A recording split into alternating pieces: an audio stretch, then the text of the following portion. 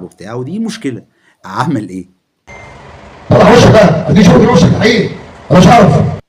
يبين وشه الحقيقي ازاي؟ هو كل ده مثلا مصطفى يونس واحنا مش واخدين بالنا؟ ما هو كابتن بيبو ماله وشه الحقيقي؟ وشه هو ما بيطلعش كتير، هو ما بيحبش يطلع كتير.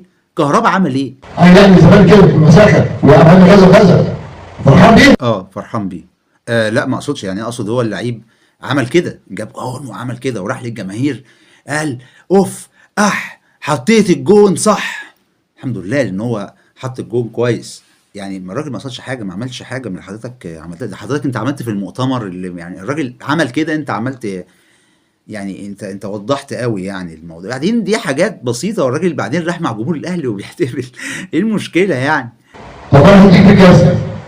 بالجزمه ايه؟ انا مالي، انا ماليش دعوه. لا بعدين اقول لك ايه، لا بعد اذن حضرتك، بعد اذن حضرتك، بعد اذن حضرتك. لا انا مش عيب، ما ينفعش. لا